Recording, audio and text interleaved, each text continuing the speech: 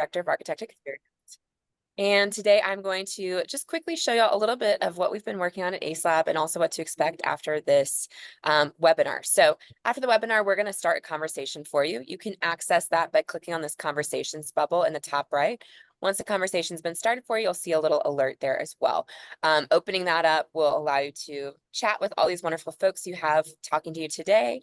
And you can also respond via email. So please keep an eye out for that email from us and respond in there. We all want to make sure you get what you need for your projects.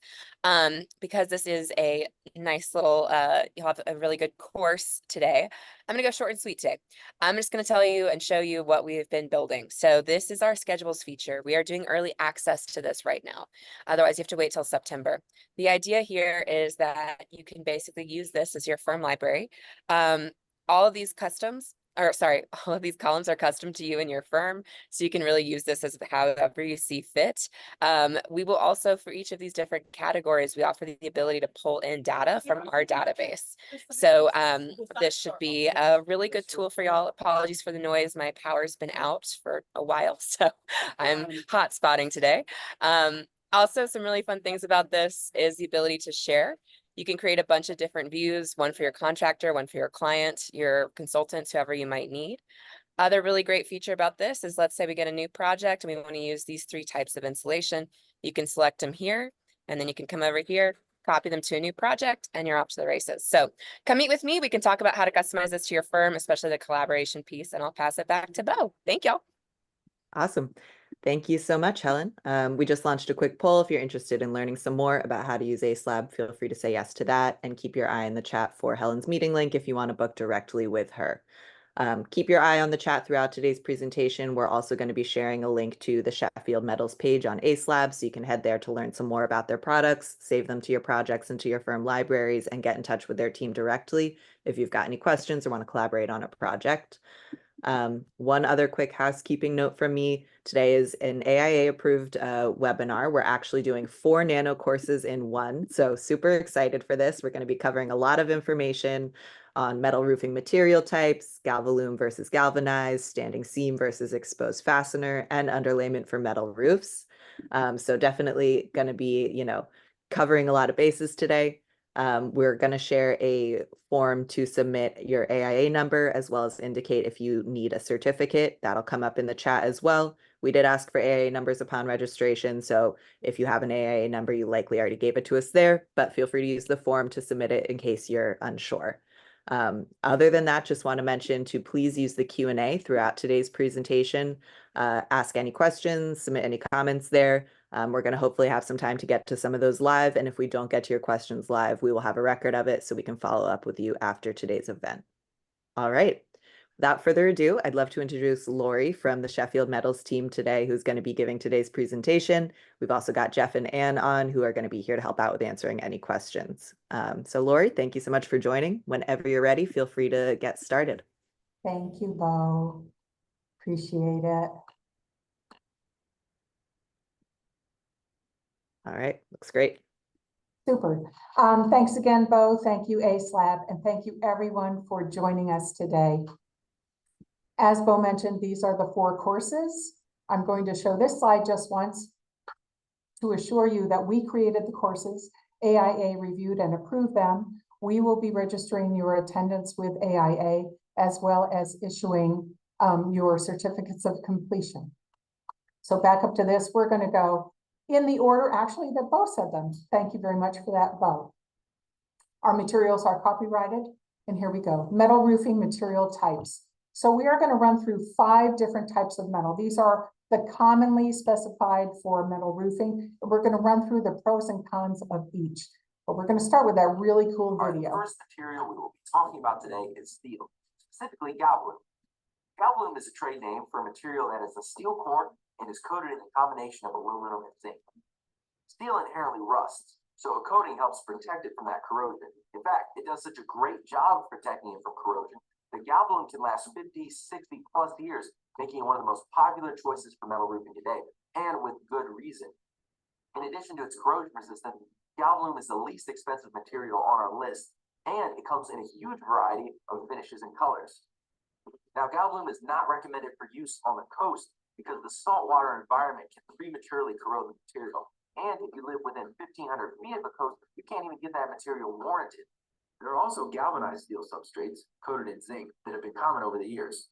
A couple things to note on Galvalume versus galvanized. Galvanized has better oil canning characteristics, but is generally not warrantable. From a performance standpoint, the corrosive resistance of Galvalume is around 2 to 4 times better than a galvanized material. Aluminum is next on the list, and while this material is more expensive than Galvalume, it does a great job of standing up to saltwater environments and other corrosive surroundings like heavy industry areas. If you live on the coast, aluminum should be on your short list of roofing options. Something to note, aluminum is a great choice on the coast unless your roof comes in direct contact with salt spray. Aluminum doesn't red rust. It forms a protective barrier called aluminum oxide, which makes it a great choice for those corrosive settings where something like Galvalume might not perform as well. Aluminum oxide is also known as white rust. One cool thing about aluminum is it's one of the most sustainable metals on the planet. Up to 90% of aluminum installed today is already recycled material. One other thing to keep in mind is aluminum is softer than steel, so it could be potentially dented easier as well. When it comes to installation and maintenance, try to avoid having exposed, cut, or perforated edges. Do everything you can to avoid having exposed fasteners, and rinse the roof off with a hose regularly. Next, we're getting in some of the upper end materials that are usually more expensive than steel and aluminum. First, let's take a look at zinc. Zinc over time forms a protective barrier called zinc carbonate, and that helps give the material self-healing properties. Zinc can last between 60 to 100 years, in some cases even longer, so the longevity and corrosion resistance of this material helps justify its premium price point. Zinc has some special installation requirements, like adequate ventilation, a protective backside coating, and must have an above-sheathing ventilation mat. Also, you have to have room for expansion and contraction like other metals, but if these steps are not taken, the system could fail very quickly. One of the appeals of using zinc is that it can be installed in incredibly complex and ornate details and systems that steel and aluminum often cannot. Zinc can be purchased in a number of different colors. However, over time, these typically fade to the sought-after deep gray that zinc has been known for centuries. Up next is copper. Everyone knows the look of this metal, and it's been used as a roofing material for centuries. It has an incredible lifespan, sometimes lasting for over 100 years. Over time, it develops a patina that helps protect the material and gives it a unique and often sought-after look. Copper patina ranges from a bright green, think Statue of Liberty, to a deep, dull bronze. The amount and how long it will take to change your patina depends entirely on your environment. Now, again, copper is a premium material, so you'll pay a premium price, but it will be well worth it if you're looking for longevity, copper's unique look. Last material we'll look at today is stainless steel. Stainless steel is a steel alloy that is made up with a good percentage of chromium. This gives the material incredible strength and durability, specifically allowing it to stand up to extreme weather and high temperatures. It comes in a variety of finishes, all the way from a dull matte to a highly polished surface. Some systems can have a look similar to a zinc finish, while not having to deal with the same ventilation requirements and installation expertise that the zinc system requires. Stainless steel also comes with a premium price point, but depending on the product, is usually less expensive than copper and zinc and more expensive than aluminum.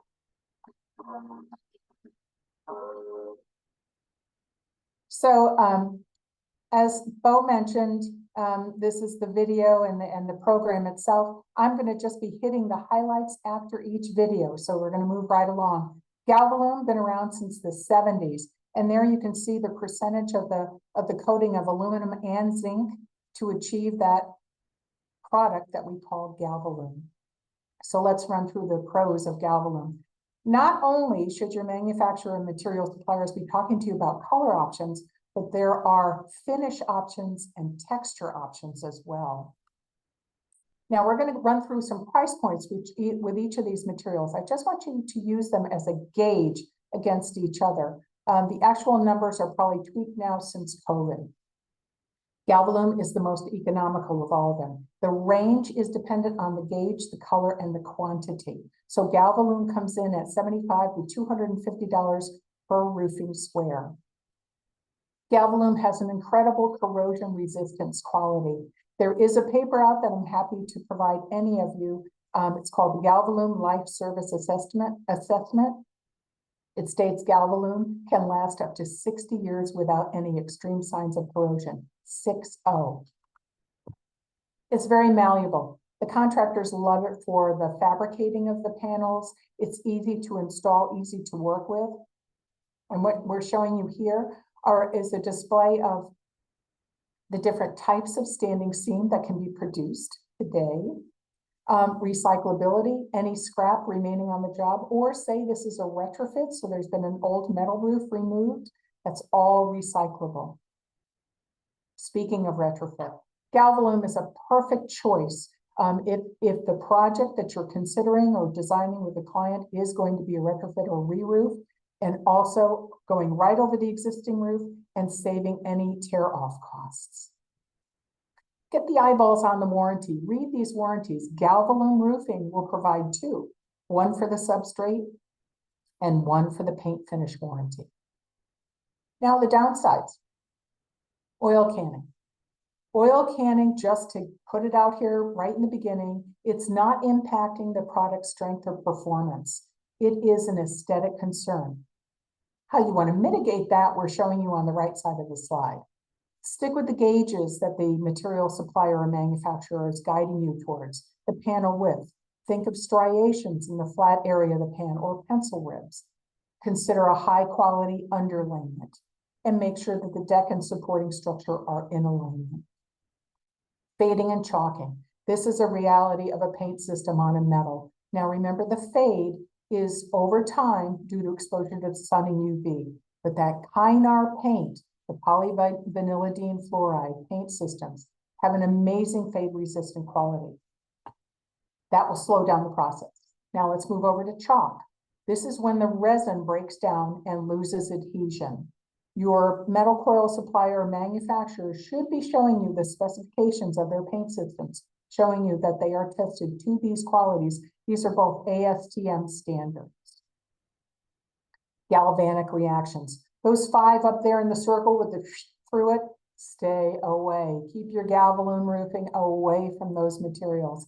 Contact with them will start a galvanic reaction, which is going to start to quickly degrade the roof and cause a failure of that roof. Now moving on to aluminum. Another abundant metal on the earth here. We actually started using it here in the States in the 1900s, but I love this little snippet from 1884. They actually had this dedication and almost maybe a celebration, capping the Washington Monument in aluminum. Who would have thought? And now the advantages of aluminum roofing. I think in the video, Thad had said 90%, it's actually 95% of aluminum roofing across the globe is already made from already recycled aluminum materials. And now with sustainability in front of us every single day, and we've all been put on notice, the specification of aluminum roofing has increased every year over year. It's called aluminum roofing as being lightweight strength, which is true. It's a lighter weight material, very durable, but it can replicate the strengths of your thicker metals. And as he said in the video, it does not develop red rust. So this is also a perfect material, and in some scenarios required along coastal areas in high rainfall or where there is a salt spray, seawater spray condition. Functions much better than a Galvalume steel roof. Here's your second price point. Aluminum coming in at $200 to $575 per roofing square. Remember, dependent on the gauge, the finish, and the quantity. It's also readily available now. You can find contractors who are comfortable and very adept at working with aluminum and installing it. Downsides of aluminum, you might look at this slide and say, well, wait a minute, natural color, why wouldn't I want natural color? If you choose aluminum that's not been painted, over time, it's going to look horrible. It becomes washed out and spotty. So why not purposely choose a resin coating, a paint system like the PVDF, pick metallic silver. Now you've got a roof that looks like aluminum brand new, and over age will age consistently over time. Aluminum is lightweight, therefore it is known to dent much easier than the other metals. So as you're designing, or if it's a retrofit, but the choice is aluminum, Be very mindful of branches or anything that could potentially fall onto the roof, causing dents. Thermal movement. Aluminum expands twice that of steel. So this obviously is, if the panels are greater than 20 feet long, you are not going to want to be what they call double pinning them. There will be expansion and contraction. This is also going to potentially cause the three conditions there at the bottom of the slide. Onto zinc roofing, another abundant element that we are making incredible use of and now available to us in the metal roofing industry. Contractors refer to this as the install it and forget about it roof. It's a beautiful maintenance-free product, malleable, and able to form these incredibly complex shapes that allow the design community to just push it right to the limits. Also now comes in patented zinc, so you're getting a choice of colors to lay that over the options that you are given. Longevity. This is indeed a recent picture of St. Catherine's Church in Germany. This roof, the turret here, was installed in 1891. So zinc roofs comfortably 60 to 100 years. And now obviously, as we can see here, more even than that. Remember, that is dependent on the quality of the installation, the building property, and the climate that it is installed in. Eco-friendly. The zinc actually requires less energy to manufacture. And as with all these metal roofings that we're talking about, just the fact that metal roofing is designed here, you are reducing the cost of heating and cooling as you are reducing the amount of energy absorbed into the building. The beautiful concept of zinc roofing is, as he said in that video, that zinc carbonate, that protective layer that comes out in time. This prevents the corrosion, any corrosion from scratching or panel markings. And as I said before, the install it and forget about it. But the person that impacts mostly is the building owner. You can now back out the cost that might have been laid in there for any kind of maintenance on the roof. Those can be removed. And the beautiful malleable quality of zinc roofing, softer, more easily shaped, and allowing for your designs to go to the moon. Downsides of zinc roofing. Here's your next price point, $600 to $900 per roofing square. But remember, this material is already going to last decades longer than other roofing materials, including asphalt, and it's requiring less maintenance and replacement. It is, though, as with all the others, subject to oil canning. So be mindful of that when designing as well. And refer back to those points of mitigation that we can help you. The underside, that must be properly coated, the backside of a zinc panel, or it's incredibly sensitive to corrosion. What happens is, as it says here, the molecules get trapped between the panel and insulation or underlayment. That is going to immediately start the corrosion and weaken that panel. Obviously, then, this is why the above sheathing ventilation is a requirement of an installation of a zinc roof. And all of this will contribute to the longevity of the roof. We listed here as a precaution, more of a precaution than a disadvantage. Copper roofing. Here's a picture of that Christ Church in Philadelphia. This is the oldest known copper roof church in America, 1727. We have a long history in this country of roofs being constructed of copper, and they're beautiful and they're still in existence today. But an icon, of course, is our Statue of Liberty, 1884, 160,000 pounds of this beautiful metal. Check out copper.org. It's a fun site to read. The advantages, again, another lightweight material, meaning less stress on the structure over time. It is also an energy efficient material, correctly assembled, properly designed, properly ventilated. A copper roof will be just as effective as a steel or an aluminum painted roof. Very durable, 100+ years comfortably, very comfortably. Works also well in areas of heavy snow, rain, and strong winds. And it's aesthetically so very pleasing. Look at this. It starts out in this incredibly rich metallic reddish brown, over time ages to either a blue-green or a dark bronze, dependent on oxidation and sun exposure. It is recyclable. That will be determined and dependent upon the presence of tin and solder, but it can be recycled. A naturally sourced metal and used in its original mined metallic form. And another beauty of copper, and also an element of the true craftsmen that work with this material, is that it is solderable. So now you have weather-tight soldered connections, roof and wall flashings, gutter joints. Downsides, here's your next price point, $500 to $1,000 per roofing square, 4 to 15 times the cost of an asphalt roof, but 100 plus, 110 years, proper installation and care. It's a beautiful, beautiful metal to work with. Expansion and contraction, yes, as with all of them, and care should be taken during the design phase that your system is accommodating that thermal movement. Not everybody is so thrilled about the patina that may happen in their region, but it is true. Be very clear with your clients, rich green to a dark bronze. And the runoff staining. Water, you want water to come safely off a roof, but you don't want it interacting with, here we go again, brick, concrete, metal, and woods. Beware of that. Be mindful of that. If it does become a problem, there are plenty of resources on the internet that you can learn how to remove the stains. And lastly, stainless steel roofing. This stainless steel is known for its strength. So it's durable. We see it in a lot of metal products. As a roofing material, withstands corrosion and degradation for 60 plus years, designed for extreme weather and temperature climates.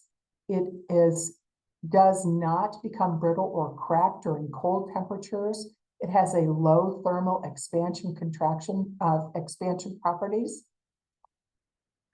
And a company offering stainless steel roofing is very happy to provide you with a warranty on the longevity of this beautiful, strong material for metal roofing. Make sure you get with the manufacturer for those warranties and have someone reading them in the firm as well. And the finish options, I think he said in the video, he described it as a dull finish to a highly polished finish. And there are many in there in between. So take a look at those, lots of options for this beauty. Downside, here's your last price point, $400 to $1,200 per roofing square. And standing water. If you're designing a stainless steel roof, be mindful of any areas that could potentially hold standing water. What happens is the water actually acts as an electrolyte, starts that galvanic corrosion. And there goes that beautiful $1,200 per square roof. So as you review the 5 materials, if you have a project, now you have the client there, you can run through these items, each of those materials, and balance out what is best for their project and your design. You've done number 1, we're going on to number 2. Now this one, you might see me move through some of the slides a little quickly because we've already dived in a bit on Galvalume. So we're going to compare Galvalume, remember that's aluminum and zinc, to Galvanized, which is just zinc. We're going to run them up against each other and see what happens. What is the difference between Galvalume and Galvanized? They sound kind of similar, but what's the difference? Well, galvanized is a coating and Galvalume is a coating. Galvanized is basically zinc, and Galvalume is a combination of aluminum and zinc. And so, the problem with steel, it rusts unless you coat it. So there's really 2 ways to prevent rust. One is a barrier, and the other is a galvanic protection. And so if you would coat steel with just galvanized, it does a moderate job at the barrier protection, but it does an excellent job in galvanic. On the other hand, if you coat it with aluminum, it does an excellent job on the barrier, but does a poor job on galvanic. So therefore, they created what's called Galvalume today, back in the 70s, and it's really 55% aluminum and 43.5% zinc, which gave the best of both worlds. And, you know, basically the corrosive resistance of Galvalume is about 2 to 4 times better than it is galvanized. So related to Galvalume, another question is, what kind of special considerations do you need when installing Galvalume, handling Galvalume? Is there anything that you need to keep in mind? You know, there's a couple real important ones. Animal confinement is a problem because the manure breaks down into ammonia gas and then it reacts with the coating and it heats the coating up pretty bad. Or coastal environment, in which, you know, you get a situation with a lot of salt and you get some sodium chloride, and then again it has a bad effect on the coating. So other than those kind of considerations on where to install, what type of building it is, when is Galvalume a good choice for roofing? Galvalume's usually a good roofing choice, really when you're not on the coast, or when you're in a, I guess, agricultural environment that has animals involved in it. Otherwise, it's great for residential, it's great for industrial, commercial, you name it. So other than the two things that Mike said, that it wasn't good use for, it was, you know, it's good for everything else pretty much. Yeah, and I would say that's a big thing. You know, other applications where it comes up, you kind of look at, you know, oil canning and things like that. Galvanized has better characteristics when it comes to oil canning than Galvalume, but is that trade-off in, you know, the potential for oil canning enough to offset, you know, going with a product that's warranted in Galvalume versus a product that's unwarranted in Galvanized? And that's really up to the building regs. You see, is Galvalume extremely popular as far as all metal roofing types? Yeah, I would say since the late 90s, early 2000s, 90+% of the industry has really transitioned from galvanized substrate to a Galvalume substrate. Like Mike said, there certainly is a place and there is a home for galvanized in the industry. But by and large, end users want a product that's warranted.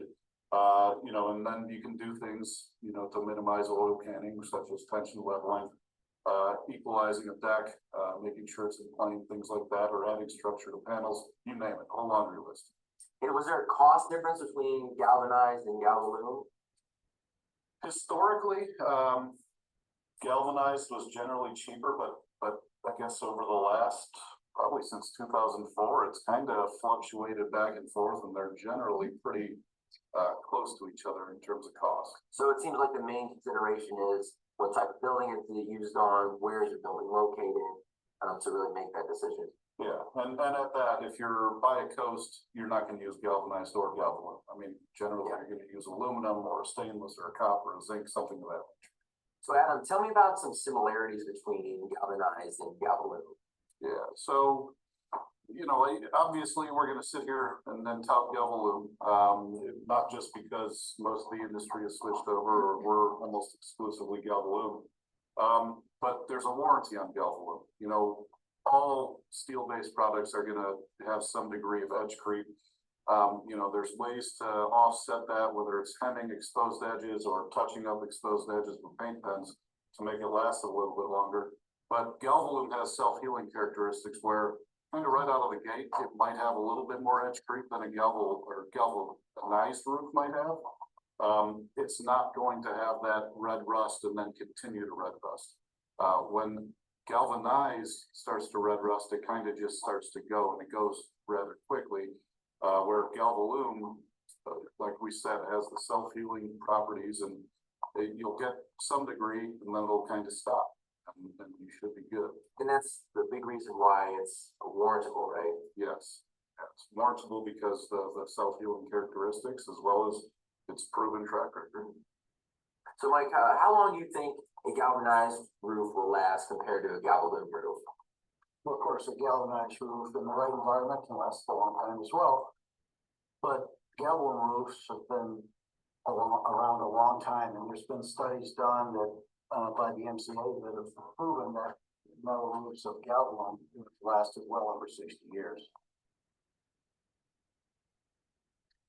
So again, and I know that you've all seen this before, but there again are those percentages that the aluminum and zinc, and look, there's a little bit of silicone in there too. It may also be referred to as AZ50 or AZ55, which is referring to the coating weight.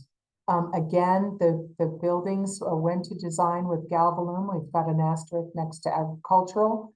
Remember not to design for animal confinement or if there are coastal environments. Do not use Galvalume. There is now a 50-year warranty on Galvalume. Commercial property owners can get a weather-tight warranty for their Galvalume roofing. And remember too, if that Galvalume is within 1,500 feet of salt water, there are no substrate or paint warranties. A corrosion resistance of Galvalume is 4 times better than galvanized steel. And there again, that paper written by the MCA stating Galvalume roofing 60 years without evidence of corrosion. And the self-healing properties, as he said too, it's not going to get the rusting, the edge, not the edge creep, I'm sorry. There will be a small degree of red rusting at the cut edges, but with Galvalume coating, it will eventually stop. And it is economical. We've mentioned that before. We've got the price here as a square foot, but that is a beautiful thing of the Galvalume steel roofing, your most economical choice there. Downside is, again, the oil canning, and we've talked about exactly what that is and ways to mitigate it. But here's another one, just to make sure that the installation crews have a history and are familiar with material handling and fabricating, and that you're buying from a trustworthy brand of the metal coil. The galvanic reactions, absolutely. I would say bookmark that page as well. Any that you find the galvanic chart. And now the galvanized steel, remember this is the one with just the protective zinc on it. But the bulk of us in the industry have moved over from galvanized and only offering the Galvalume. Galvanized may be called G90. It can be used in most of the places, same as Galvalume. Galvanized is certainly an option as well. But remember, stay away from the animal confinement and the coastal environments. Advantages is this is about the same price point, being economical as far as the Galvalume, and there will be longevity in the right environment. There's a price point. It's essentially at Galvalume, so why not just offer Galvalume? Longevity in the right environment for sure. If the design is leaning strongly towards galvanized for whatever reason, we all would be guiding you towards specifying that in drier climates and steering away from the coastline and the animal enclosure, and also areas of significant air pollution. Downsides of the galvanized is that it does not come with a warranty. Most manufacturers will not warranty products that are galvanized, and it's because of its unpredictable nature in specific environments. Galvanized, as with all the other metals, is also can be impacted by oil canning, and we've shown you the ways to mitigate that. Red rust, as the gentleman in the video said, once it starts, you cannot stop it. It just goes, and it goes quickly. There are no self-healing properties with galvanized, which only has the zinc component to it. And a note here, if the discussion should be heading towards maybe leading the United States to look at some steel companies, just look at the bottom bullet there. We want you to be mindful that foreign steel companies are not held to the same standards that we are, nor do they have the same testing. So keep that in mind if the conversations start going that way. And so there's your chart, the Galvalume versus galvanized. Certainly some room maybe for both, but it just makes sense of the Galvalume. Thank you. Okay, you finished number 2, on to number 3. Standing seam versus exposed fastener. These are both metal roofs, 2 different styles, and we're going to run them up against each other.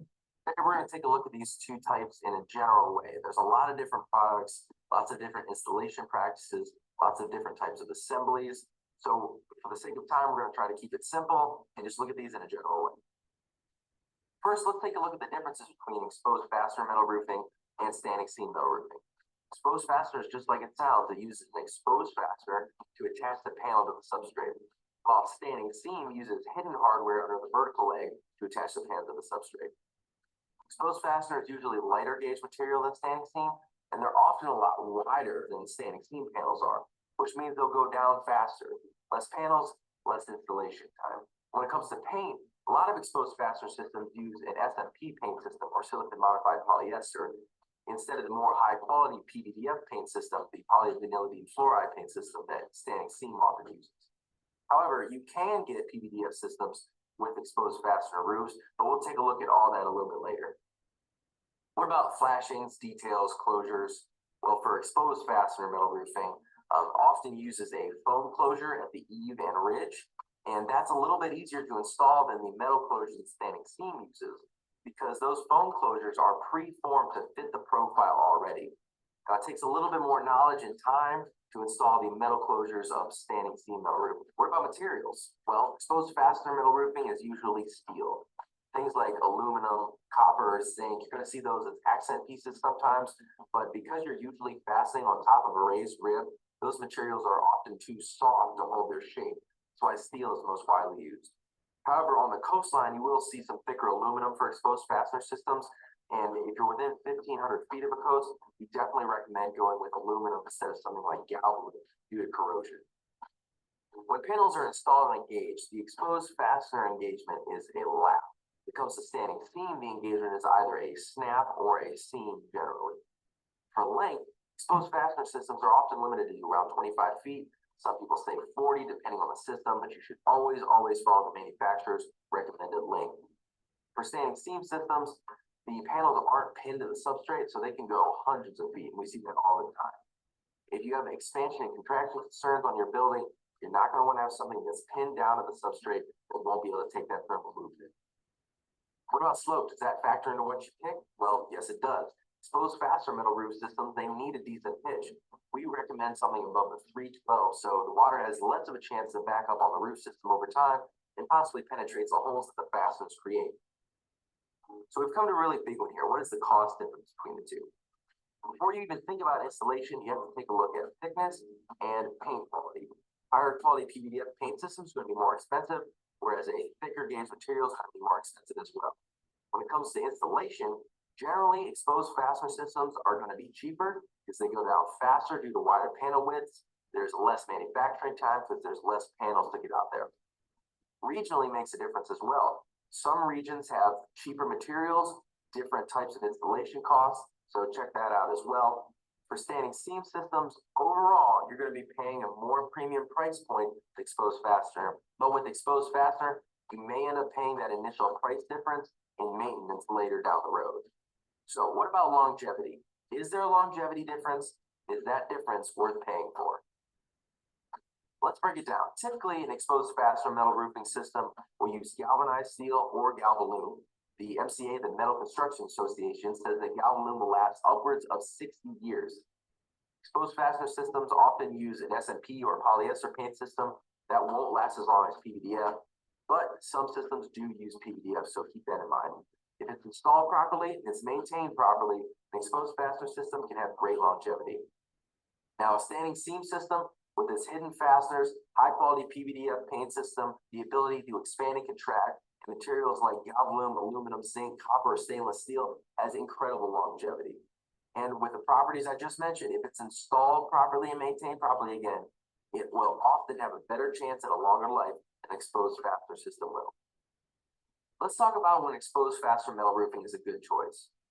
If you're someone who doesn't have the budget for standing seam, but you still really want that metal roof ribbed look, then exposed fastener metal roof might be a great choice for you. It's often done DIY. People often take on their exposed fastener metal roofing projects themselves because you can pick up panels from Home Depot or Lowe's, and the flashing zones are easier to take care of with exposed fastener than standing seam because, like I said before, the foam closures versus the metal flashings. So when is standing seam metal roofing a good choice? Well, if you like the look of standing seam metal roofing with its hidden fasteners, you can afford the more expensive price tag, and you want that longevity, definitely consider standing seam. It's totally up to you whether or not you want to see fasteners or you don't want to see fasteners. Okay, so let's just hit the high points. There was a lot there. But we recognize these are both metal roofs. Their intention and their function is to protect the inhabitants and the contents inside the building, but there are drawbacks to choosing one over the other. So again, the exposed roof is it's the exposed fastener, but it is the more economical system due to the thinner gauge and the different paint systems and the quick labor to install them. So let's run through some more of the advantages. Less expensive, as I just mentioned, the thinner gauge, the different paint systems, and quicker to install. No seaming required. The performance, actually, the exposed fastener, they hold up to weather conditions quite well with all those many solid attachment points, but they're not held to the engineering and testing as the standing seam is. There are more contractors that are skilled at installing the exposed fastener systems. It does provide a very unique look. Typically log cabin kits are exposed fasteners, barns, silos, and other agricultural structures. Downsizes, obviously, back to that multiple penetrations. That opens up the roof to numerous problems, water leaks. And the fastener problem, you're basically taking an entire roof and you're telling it it's dependent upon the fastener and the gasket. That's pretty heavy duty.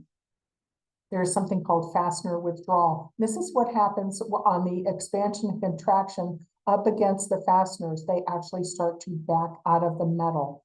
And now the gasket is no longer touching the metal. And now you've got a point of leakage. The UV degradation, that's to the fastener and the gasket. It just happens over time. They should be being checked during maintenance review and replaced as needed, but that's a problem, UV degradation. Incorrect fastener installation. There might be a lot of contractors that know how to do this, but this is a real problem, and those three conditions right there, improper installation of the fastener. Exposed fastener metal roofing requires much more maintenance, eyeballs, physical work, cleaning out the gutters, and checking all those fasteners for any degradation or a bad condition. There are no companies that offer weather-tight warranties on exposed fastener roofing systems. You can't go into the low slopes, and for the obvious reasons of all those points of penetration. So the minimum, industry minimum, is a 312. Have to get the water to shed off that roof. There's not the sleek look. So there are going to be hundreds and hundreds of exposed fasteners. So it's a bumpier, less clean, sleek look. The standing seam metal roof now, the fasteners are there, but they are concealed. There's a beautiful flat in the pan. It's a higher quality system due to the gauge of metal, the paint system, and they do take longer to install.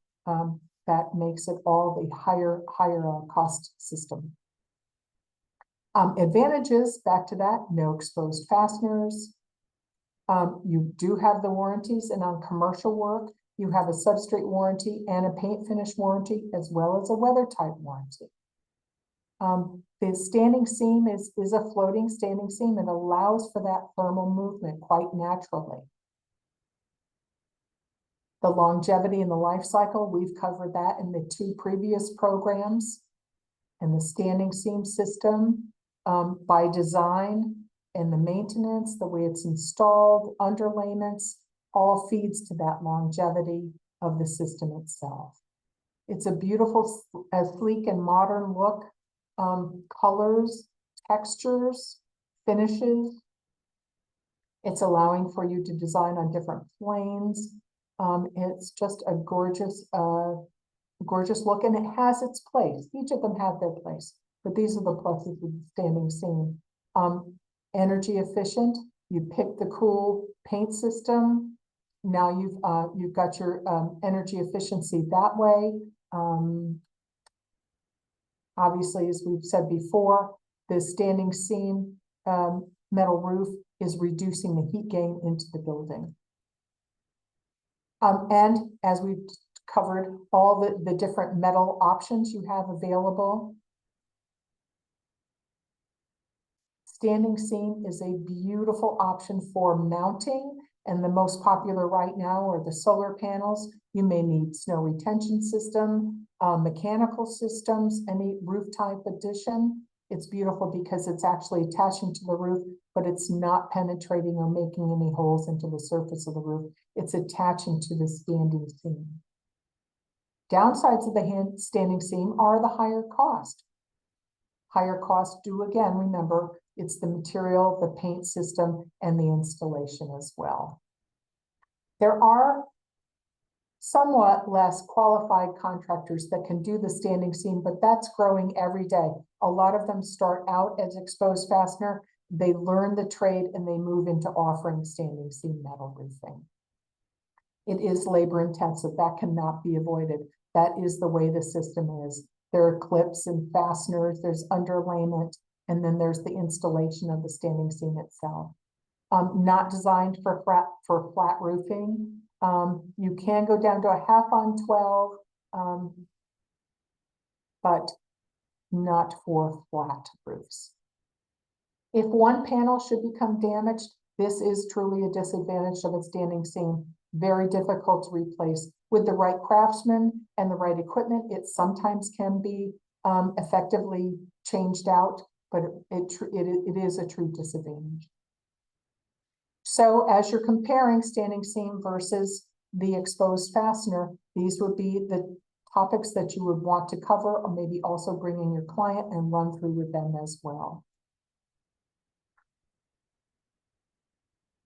You've wrapped up number 3. Let's move on to number 4, underlayment for metal roofing. So we're going to essentially compare synthetic underlayment to felt paper underlayment.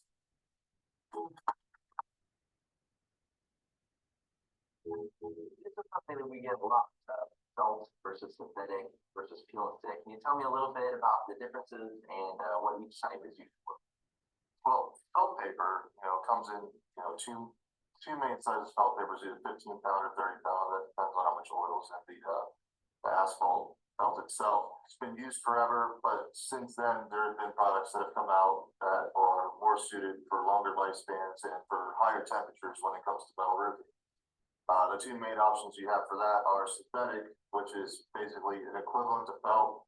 It's lighter, it lasts longer, and it can stand the higher temperatures. And then you have what's called a peel and stick or an ice and water shield, which actually has an adhesive on the back that sticks down to the deck surface of the roof sheet. Okay. So a synthetic underlayment is mechanically attached? Mechanically attached. Depending on what the manufacturer recommends, it's usually done with cap. Usually the synthetic and peel and stick are usually made out of the same material from the same manufacturer. They probably have different grades. But the main difference between the two is that, the peel and stick does have a peel and stick backing or the adhesive backing. And what kind of benefits does a peel and stick can give to a roof system? Peel and sticks, ice and water shields, we usually use those anytime you have a low slope condition, because again, on a synthetic, you do have laps. Anytime you have a valley, we'll do what we call picture frame in a building. You run a peel and stick on the eave, the rigs, the ridges, your valleys, and then you can use synthetics in the field if your geographic location, calls for it. Otherwise, you might need to use a fully adhered system like a peel and stick, based on your location. I want to ask that, what is that location when you use the peel and stick throughout the roof? Usually anywhere that you have, snow country is usually where we do a lot of the peel and stick. Areas like Florida, we do it anywhere you get real extreme weather. Middle America, things like that, you can get away with using a synthetic and peel and stick combo. But usually where you get extreme weather or you have heavy snow, that require peel and stick. When I was in the Cayman Islands a couple months ago, they were saying that the island has really transitioned to ice and water shields, even in that hurricane type environment. Can you tell me a little bit about why someone would want to do that? Well, again, you have extreme weather, with hurricanes and whatnot.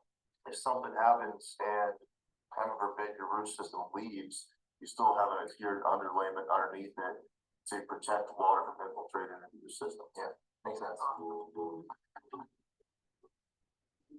Talking about some different attributes of these different types of buildings. Warranties play a big part in the different types of underlayments that are available. When it comes to metal roofing, you know, you're getting a 50, 60 plus year roof system. So you want to use a product, in my opinion, that has a warranty somewhat close to the lifespan of the roof that you're going to install. I don't recommend installing a product that has a 3-year warranty or a 5-year warranty under a metal roof that's going to last 50, 60 years. Another thing is when it comes down to peel and sticks is the thickness of it. I think there is a big idea process that thicker is better. I don't necessarily see that as the case. You know, I look at how it performs, nail sealability when you actually penetrate through the metal when you're putting your clips down, and honestly, how well that sticks. There are some peel and sticks that stick to a roof deck a lot better than others. Another thing to consider is, you know, in snow country and things like that, how low of a temperature you can actually install a peel and stick product and have it actually stick to your roof sheathing. Does it require a primer? Do you have to put a primer down before you can stick it to your roof sheathing? Obviously the roof deck always has to be clean, but other things play into it depending on what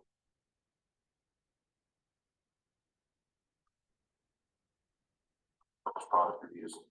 How about walkability? I know that's sometimes a concern for contractors. You know, how easy is it to install when the peel and stick, you know, is super slippery, or if it's easy to walk on? Tell me a little bit about that. Absolutely, walkability is a big thing. You know, some peel and sticks and synthetic underlays are textured so to help improve walkability on steeper slopes. Another thing is too, you know, when it comes to peel and sticks, sometimes they have split release liner paper compared to just a single piece liner paper that actually makes it easier to install. The size of the rolls, you know, standards 2 square, you can see them up to 5 square depending on weight. You know, if there's 5 square roll, you know, for every, you know, 2 rolls of 5 square you carry up to the roof, that's 5 rolls of 2 square you carry up to the roof. So there's some labor and time involved. And there's a lot of different options when it comes down to it. There is, you know, as many underlayment manufacturers as you can think of, you know, all supplying synthetic, their versions of synthetic, their versions of peel and sticks. Local guys will have a preference on what they like to use, you know, what's available to them. But again, I think the main things you want to take away are, like you were talking about, walkability, ease of installation, high temperature rating, and most importantly to me, the warranty that comes along that should coincide with the length of your metal roof system. So now we are truly just going to actually he hit them right there on that last slide.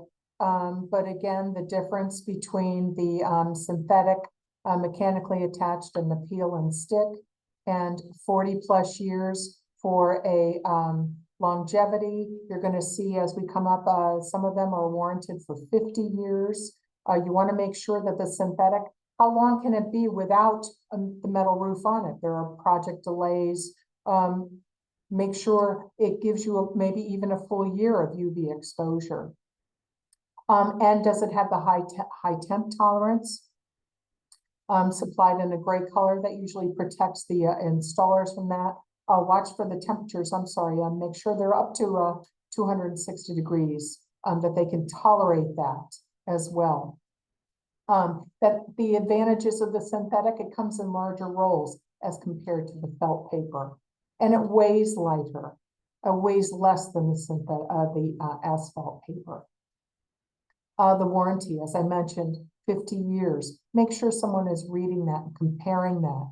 As he had said, you want the warranty limit on the underlayment to best match the metal roof going over it. Walkability, you want to keep the contractor safe, but that also helps them and their mindfulness as they're installing, so have a proper installation. They're not worried about slipping. Recyclable, both the components of a synthetic are recyclable materials. The peel and stick, now you can go into the lower slopes and the harsh environments quite comfortably and competently. Why shouldn't the synthetic have a Class A fire rating? Your beautiful metal roof does, so offer them together. Now you've got the highest resistance. And that the synthetic lies flat. We all know that any wrinkles or anything on that roof deck telegraphs up to the metal and causing the development of oil canning. The downsides, synthetic is a higher price point, 2 to 5 times more expensive than felt paper. And synthetics do have a low perm rating. Look at the note there. So the synthetic is preventing the moisture from within the building to escape inside outwards. So you've got to address attic and building ventilations. That is key. Disadvantage, sort of, in a way, but the synthetic underlayment is the better choice for your low slope standing seam application. Absolutely. What is the minimum temperature of the peel and stick that for when it can be installed? That needs to be reviewed and confirmed. Do you need a primer? He mentions that in the video.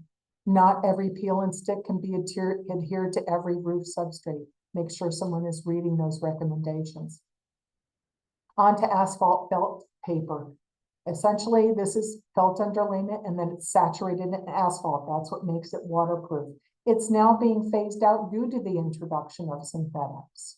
But it's still available because it's used in steep slope and shingle applications. So the felt paper is less expensive, which is fine if that's the budget that you're working with. But you may be having to buy many more rolls of felt paper to match one roll of synthetic, something to consider. It is water resistant. It is cheaper than synthetic. Most home improvement stores still have it. So it's common and available. That is the advantage of felt paper. The disadvantages, it's not going to last as long as synthetic. It's usually about 15 to 20 years and it will break down over time. And especially if exposed at all during that time. It doesn't do well in high heat because it's a petroleum oil-based product. So high heat, that's going to start breaking down that material. And there are some that the moment they're installed and exposed to UV, they start to bubble, buckle, and wrinkle. And there may be a slip sheet requirement. The slip sheet goes between the roofing material and the underlayment, and that's to actually protect the felt from sticking to the metal panel. So there now you've got the cost of adding the cost of the slip sheet and the labor to install it. There is a fire concern due to the asphalt is made from petroleum, a highly flammable substance as well. And it's heavy to install. So that's going to add time, which is going to add money. Just a quick, Lori, we are approaching end time. Okay. If we need to go over for a few minutes, that's fine. And whoever can stay. No, we're all good. We just have one more Awesome. slide of the questions to ask. And remember, these can be available on PDF to the clients too. I will stop sharing. Thank you. Awesome. Well, perfect timing. Thank you so much, Lori, for a great presentation and for covering so much information in a short period of time. So really appreciate it. As folks are jumping off, just want to mention, since we didn't have time to get to Q&A out loud, I did see Jeff was answering some of those questions in the chat. So hopefully your question got answered. If you have any additional questions, there will be a quick survey as you're leaving today's event that'll pop up on your browser. Feel free to enter any questions for the Sheffield Metals team there, as well as any comments or feedback about how this webinar was for you. We love hearing your feedback. It helps us out with bringing you content that's relevant to you. Other than that, just want to remind everyone there are some helpful links in the chat. We've got Helen's meeting link, a link to the Sheffield page on Acelab. So be sure to grab anything you might need from the chat before we head out for the day. All right. And with that, just want to thank everyone so much for coming out today. We really appreciate your attendance. And thank you, Lori, Ann, and Jeff for today's presentation. Thank you. All right. Have a great day, everyone. Bye.